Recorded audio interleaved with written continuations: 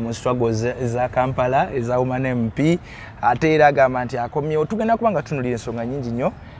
tugenda kubanga tunulira bingi kitegedde NUP balabye omanyajja oyo Faizo Katumba siri mu mulaba oyo mumanyi naye Faizo Katumba kale soko obuze ku bantu kali program ogenda gizanyirako bwoti bwatyo tukola banange abatulaba eyo amanya n'eddoboozi Fatuma Mubiru nga neesowoddeyo omulundi ogwokubiri nzize njagala negwanyiza ekifo ky'omubaka omukyalo ow'e Kampala ndabira ddala nga nze akisobola kuba kati aliyo tapafominze really tapafominze wadde nga kale tujja gamba gavumenti yes mujaga nti government ekoze etya temuwadde grounds anti batuyisa bubi nnyo abaka bonna betulonze betuweereza bajje batuweereze gavumenti ebayisizza bubi naye nze waliwo ebintu byensuubira okukola nze mmanyi gange olowooza gonna bawanjawulo ki ku abo beyisiza bubi kuba gavumenti esigala yeemu naawe era ejja kukuyisa bubi anti tuli ku nkyukakyuka pulezidenti waffe Bobi Wine Kyagulanyi ffe tumanyi yagenda okuddako 2026 naye ate nakyusiza ekibiina oli waki kati ndi wa NUP buli omu nga atadde ewali amasannyalaze ewali the real struggle buli omu nga addukira mu where the real struggle begins from ate NUP bagamba nti bali mu kusaagamu nabo busaagamu tetuli mu kusaaga olaba ekyokusaaga lwaki gavumenti ejugumi like epanikinga ekankana Kyagulanyi walabikako ebweru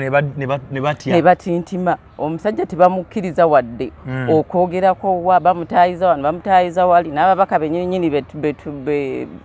betusuubira okuwaayo oba bebawaayo because kale ddali sikiriimu naye olwe baatumayo babatayiza paka nga tebakoledde bantu bebalinakola kogwe kogamba nti koveeyo nze navuddeyo navaayo nadda guno mulundi si gwe gusoose navaayo dda era nga mmanyi nze Kampala ngisobola being that banzaalidde mu Kampala nkulidde muno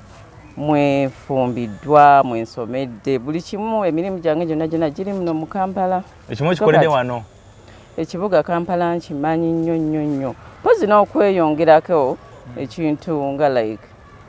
being that nva mu famire ya Buradda teba Buradda tuli bakozi nnyo taata wange wadde nga ye yalemera mu gavumenti mu NRM taata wange oyo Hassan Buradda abangi gwe mumanyi ennyo kati kyakoledde abantu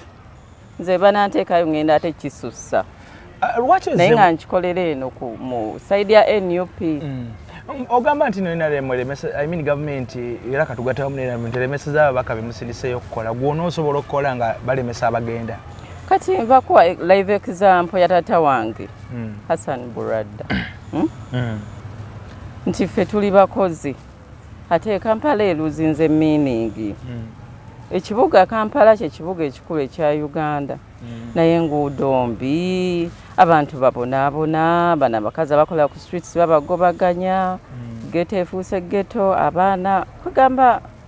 bingi nnyo kibuga tuyagala kiyitamu mu nkuba ogerako kiyita mu nkuba ekivundu kyokka kyowulira bannange azukira ebiseera Kasasiro beedimamu Kasasiro nga tebakyamutwala kiteezi kibuga kyavunye vumbe olwamajire Kasasiro ne gavumenti ngegamba nti yakoze gavumenti ennyini anti teyambye singa ate eyambye singa waliwo buno butabanguko gavumenti egamba nti yekoze teyina byekoze wano yatulimba skilling Uganda abaana bonna mu bigundi after covid abaana bavaamu na mbuto kale sigamba nti yaleeta covid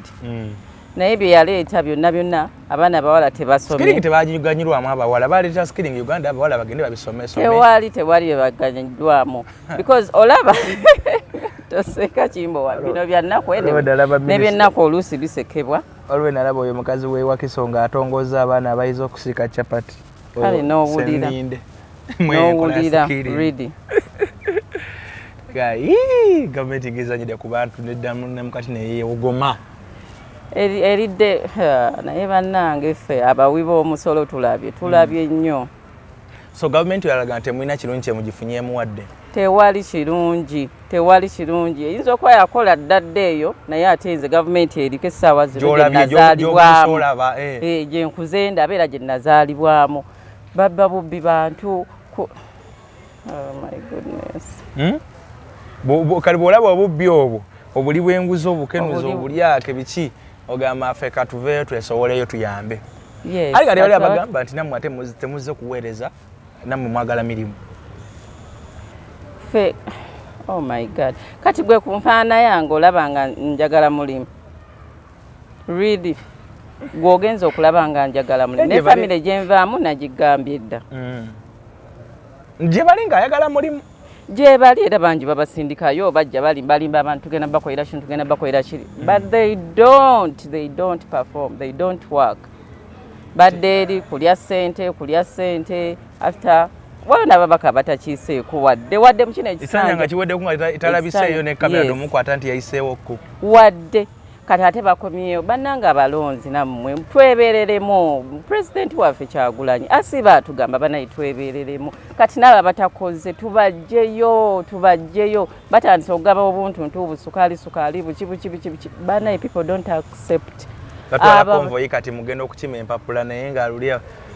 luli nga talabika nako kati babe batandise okubuuzabuuza ku bantu batandise okukola ki baziika okufaako obufi buli kakolo ke bawulidde ne bagenda obalaba bawaata mmere ku simanyi ku nnyimbe nobalaba nga bakola biki bannange kanakalulu olumbaka yagambye nti waliwo oluguudo nwenjagala tusooke munzizeeyo oluguudo lusobola olabika nti lukolebwa oba mbaka kyoyo naye emyaka gyonna etaano egibaddeyo talwogeddeko wabula agambye nti munzizeeyo twogere ku luguudo olwo bana abantu we batyo nze mbagamba mu abatulaba eyo temubazaayo abantu tuliwo twagala ggwanga kulaakulana twagala nkyukakyuka naffe tweyagalireko mu ggwanga lyaffe tuve mu busibe.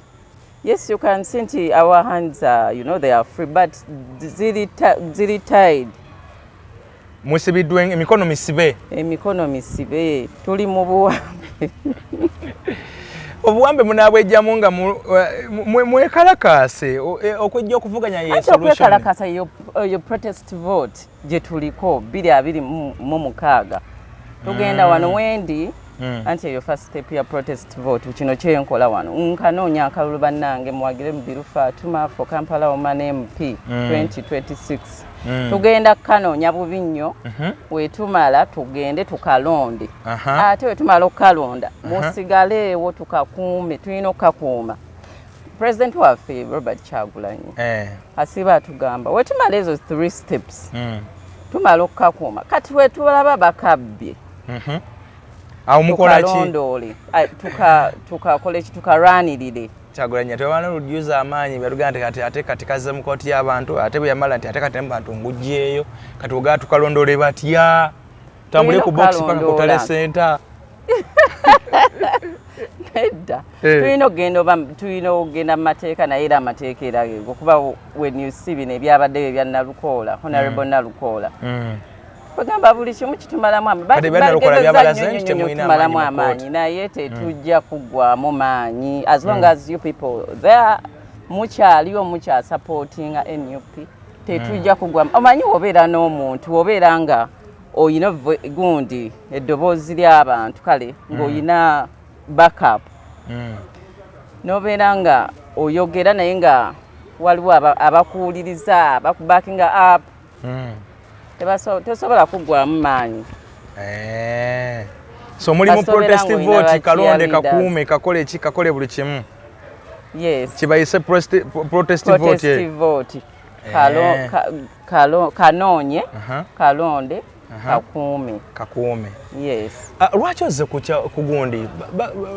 aba NUP nga muli bangi ku kifo kimu? Anti kati president asiba atugamba Kyagulanyi nnyini asiba atugamba tukole ki tuveeyo tetwetiitirira Don't be intimidated. If you have the qualifications, you come out mujje banaye mujje banji. So being inferior. National chonchi sanyukidde nnyo by the way. Ngamuli banji. Waliwo abakyala nganze. N'abalala kale bambe simanyi. Nti bavuddeyo ne tujja tulandira ekifo. Naffe abakyala tubeeko naffe, you know.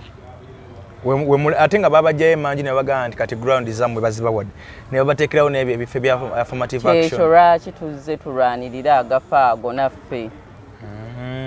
Ate olaba we tulwanirira agafa ago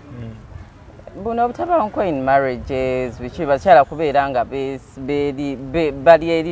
bali bakiyita batya bali manjo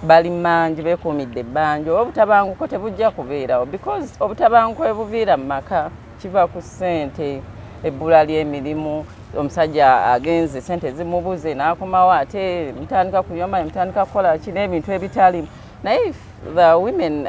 have their businesses nga they can work tusobola okukola ki okumalawo obutabanguko mu maka n'emirimu mu ghetto abaana subhanallah ghetto esinga okuluma mu ghetto ennuma kubanze ndi mwana wa ghetto awo mu Ndeeba oli wa mu Ndeeba mu Mbaawo si mu Mbaawo Ndeeba amanyikiddwa nnyo Embaawo ndi mwana wa ghetto era njenyumirizamu wadde nga sigifaanana sobola wa ghetto anuusa amafuta na biki bikukwasa ennaku binkwasa nnyo ennaku because those people they don't want riches they just want something to put in their stomachs tebaagala kinene nnyo just that